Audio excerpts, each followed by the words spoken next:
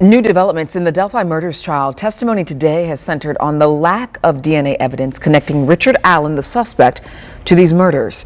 Abby Williams and Libby German were found dead in Delphi in 2017. Today is day 9 of the testimony in this trial. Fox 59's Russ McQuaid just got out of the court for the day within the last 20 minutes. He joins us now with the breaking details. Russ? Well, yes, you're right. Earlier this afternoon and this morning, we heard from a DNA specialist at the Indiana State Crime Lab. She said, no, there is no DNA evidence that ties Richard Allen to this crime. But we've just come out of 2 hours of testimony this afternoon with Major Pat Cicero. He's of the LaPorte County Sheriff's Department. He is a blood spatter expert, and using crime scene photographs, he detailed for the jury and the families and the courtroom how he thinks the murders of Abby and Libby were accomplished on February 13th, 2017.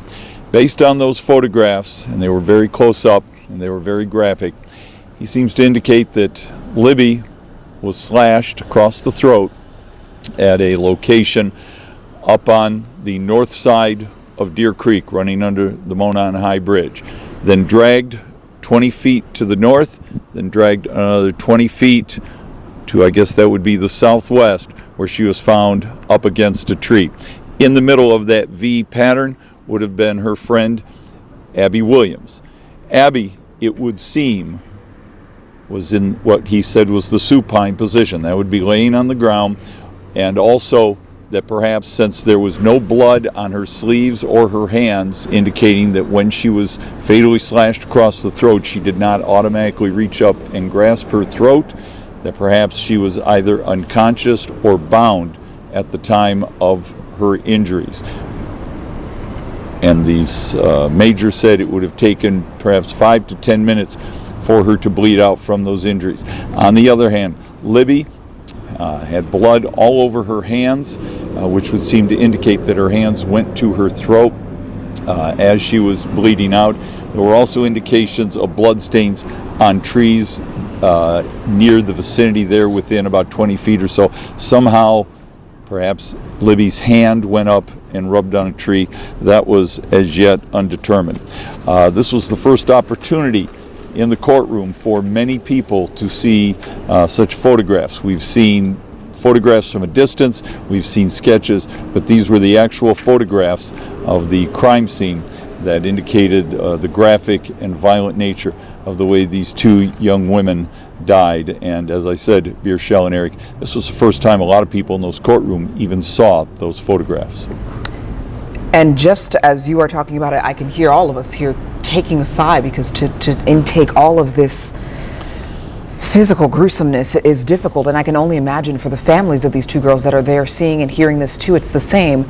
Part of today, though, was also about this DNA and a lack of it. So now that we have an idea of their final moments, what is the prosecution or defense saying about the DNA that hasn't been found in any of this blood spatter or really any of the scene tied to Allen? Well, that'll have to be significantly laid out, because we learned of the lack of DNA discovered not only at the crime scene on the victims, but also on items taken from Richard Allen's house, which include a coat that he owned back then, knives that he owned, also a swatch of carpeting taken from the car he would have been driving in 2017. None of them came back indicating any DNA evidence linking Richard Allen to these killings. But I've got to tell you, from sitting in that courtroom and just watching everybody in that courtroom, I was watching two jurors, an older man and an older woman. Frankly, the older man just couldn't, he wanted to get out of that courtroom. He refused to look up after a while at the big screen video monitor where the photographs were.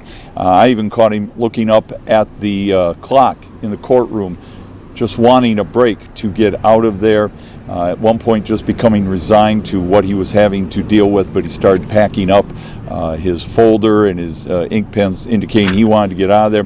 The woman I saw, she covered her mouth with her hand. She looked down. She was covering her eyes. However, what was most distressing was at one point the Major Pat Cicero from the LaPorte County Sheriff's Department, as he reviewed the photographs, which were taken about 24 hours after the girls' deaths.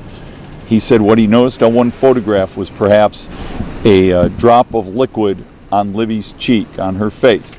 And the prosecutor asked, well, what would that indicate to you? And he says, well, let's assume that that's not a raindrop. Perhaps that is a tear on Libby's face from when she was dying.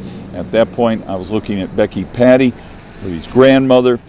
She let out a small gasp. She hunched over. Her head was in her hands. She coughed a bit and dabbed her eyes. As you can see, this was very tough to view in that courtroom this afternoon. It was very emotional. And right up until about 4:15 is when Special Judge Fran Gull, in a very soft voice, announced to the jury she was taking a 15-minute break to give everybody in that courtroom a moment to compose themselves. It was dead silent in that courtroom as this evidence was being displayed for the jury. Russ, we appreciate your work in there. Can't imagine how difficult that is, especially watching all those family members as well have to experience this firsthand. We also know that